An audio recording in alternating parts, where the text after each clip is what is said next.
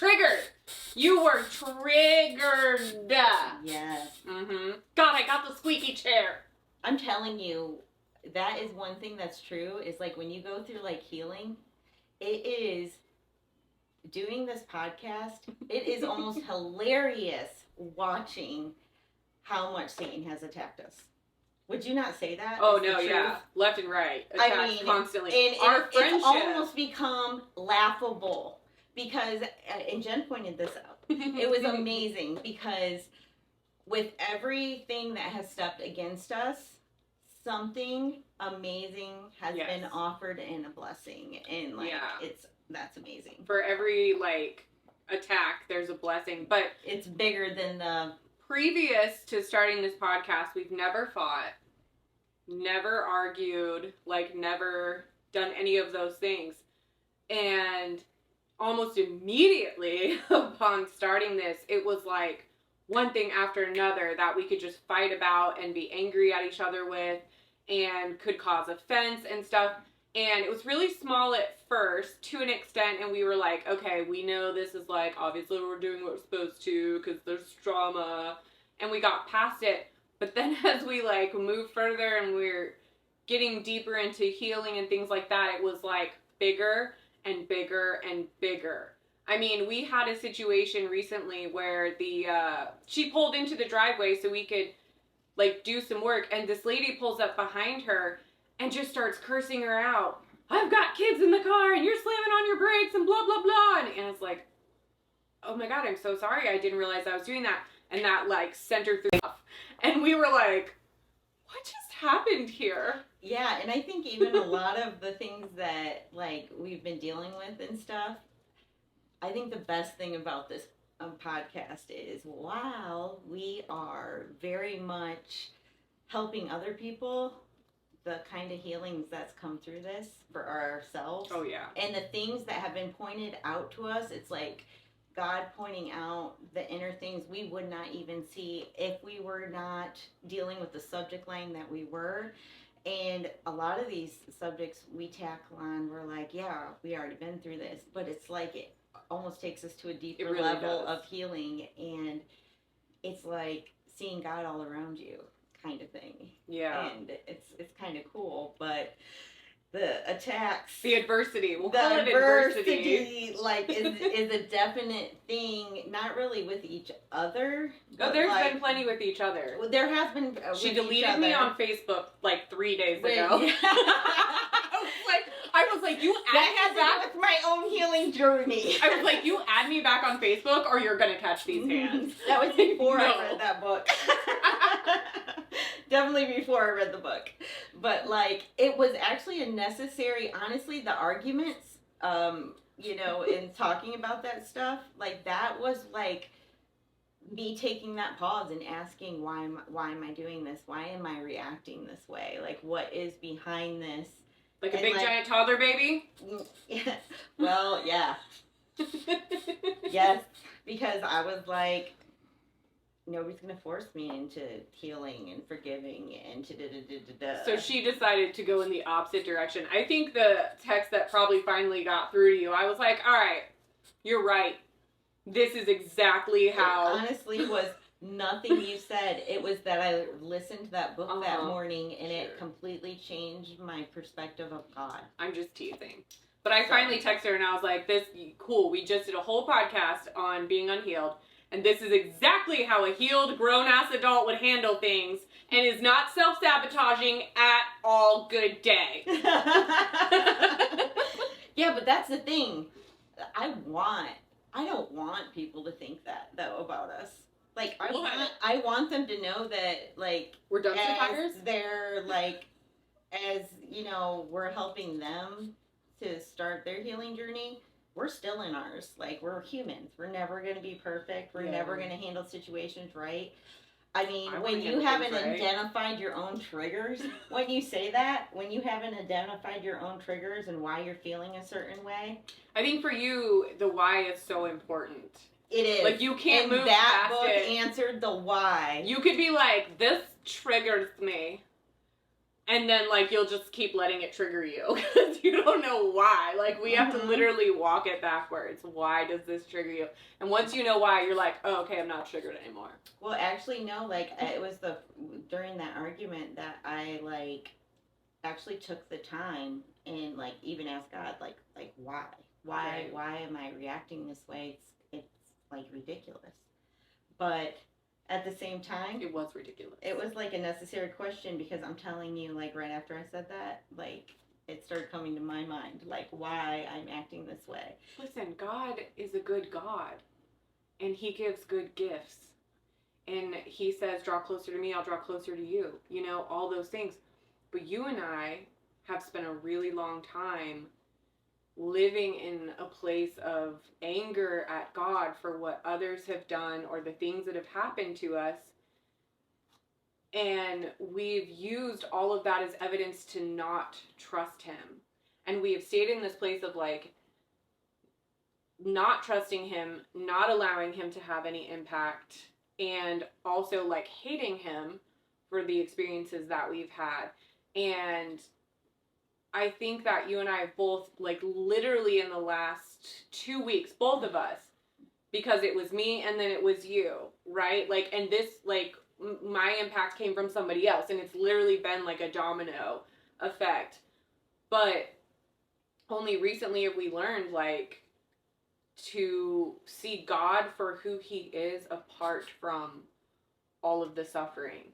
And I feel like he's opened our eyes to how good he really is, and how much he really does love us, and how much he can do if we'd only get out of his way and our own way. Well, yeah, because it was, like, to the point, too, where God would do, like, nice things, blessings, nice things, open up doors, and I was like... How dare you, God? No, not even, like, I dare you. It was just, like, why? Yeah? Like, why? I mean... And what is the next terrible thing that's going to happen? But, like, this whole process, especially this, is, like, when we started this, you have to admit that Jen, she expressed that she had, like, a lot of fear surrounding, like, whenever I do something like this, everything goes sideways. And I said, well, you just need not to be afraid, like, in those moments, to know that, you know, God's gonna come through. I said, I've watched it before in my own life. I mean, I have too. It was the continual suffering that, like, the continually abnormal suffering that I experienced, that was just like, all right, I'm done. I think I'm going to do my own thing now. Right. I'm going to live my own life now, God, thank you. Like, yeah, I know what comes with you, suffering. Yeah, right. I mean, I think that's the whole thing, is it just felt like every time I moved in a direction that I was supposed to, that would actually impact others, it was like constant adversity. In my relationships, in my finances, until I was like, never mind, slink back into my hole and just do me, you know, and then it would stop. And I think, and, like, we've also dealt with a lot of those really tough life circumstances, abuse, life falling apart, starting over again, whatever. And I think I just got to the point where I was like, I don't have any fight left in me.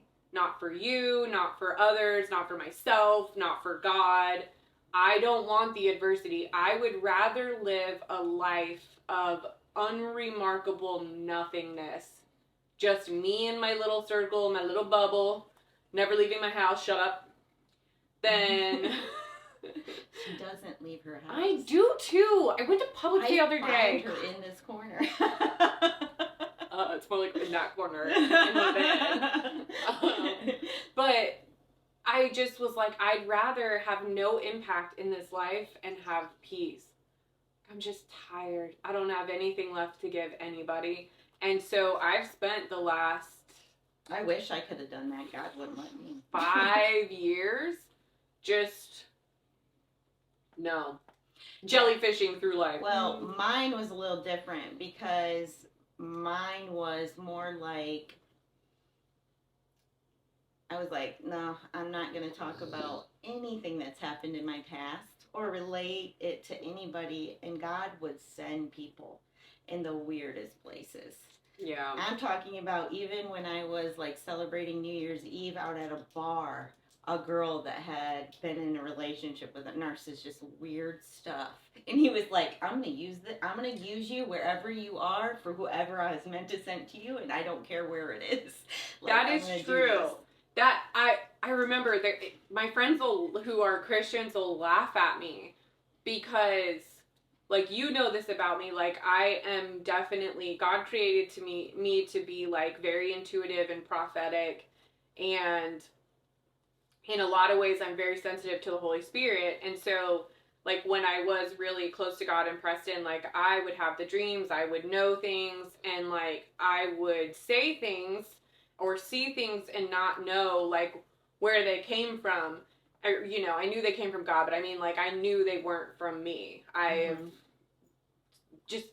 not even going to get into context, but like, even pushing God as far away as I could and being like, no, there would be moments where he would just speak through me, like, just speak life out of my mouth at somebody, and I'd be like, I did not give you permission to use me, and how dare you speak through me? God's like, I didn't ask, I was more like, I literally don't want to talk about this or be used by God right now, but I can't help it, my heart, like, let me, I'll, I took my night, and that New Year's Eve ended up, like, helping that girl, and, like, literally having her say, like, I think you changed my whole life. Like, you definitely were sent here by God. And I was like, you're sending me to bars to meet this girl? I was mad. God's like, no, ma'am. You took yourself to a bar. Yeah. I just chose to use you where you are. Bloom where you're planted, girl. Yeah.